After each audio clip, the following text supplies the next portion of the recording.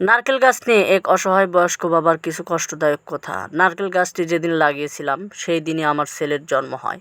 জন্মের সময়ই তার মা মারা যায়। তখন থেকে ছেলেকে নিয়ে বিড়ম্বনায় পড়ে যায়। সারাক্ষণ তার পিছনে লেগে থাকতে হতো। একদিন দেখি নারকেল গাছটি পানির অভাবে শুকিয়ে মারা যাওয়ার অবস্থা হয়ে গেছে। আমার পরিষ্কার মনে আছে, গাছটিতে যখন পানি দিতে গেলাম তখনই আমার ছোট্ট ছেলেটার কান্নার আওয়াজ কানে আসে। আমি তড়িঘড়ি করে পানির মগটি ফেলে দিয়ে দৌড়ে ছুটে আসি ছেলের কাছে, আর দুধের ফিল্টার তুলে দিই ছেলের মুখে।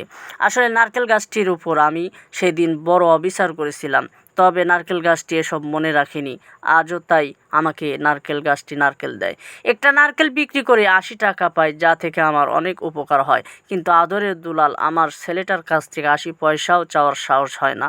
কথাগুলি মনে পড়লে নারকেল গাছটির গোড়ায় বসে মন ভরে কান্না করি। গাছটিকে জড়িয়ে ধরে চোখটা মুছে নিয়ে বলি, আমার তো তোকে দেওয়ার মতো কিছু নাই। হতভাগা বুড়ো বাবার মূল্যবান চোখের পানি দিলাম। তবুও আমার ছেলের জন্য দোয়া করিস, যেন সে সব সময় ভালো থাকে, কারণ আমি তো বাবা। ছেলের জন্য দোয়া ছাড়া বদদোয়া তো আর করতে পারি না। যে মা 10 মাস 10 দিন গর্ভে নিয়ে কতই না কষ্ট করেছে, যে বাবা শরীরের রক্ত পানি করে ঘাম ঝরিয়ে বড় করলো, সন্তানকে ভালো রাখতে গিয়ে নিজেদের সুখ শান্তি বিসর্জন দেয়। আফসোস হয় ওই সকল বদমাস সন্তানের জন্য, যারা বয়স্ক বাবা মার দায়িত্ব নিতে পারে না, অসহায় বাবা মার খেদমত করতে পারে না। প্রিয় দর্শক, ভিডিওর গল্পটি যদি ভালো লাগে অবশ্যই লাইক কমেন্ট করবেন এবং চ্যানেলটি সাবস্ক্রাইব করার অনুরোধ রইল।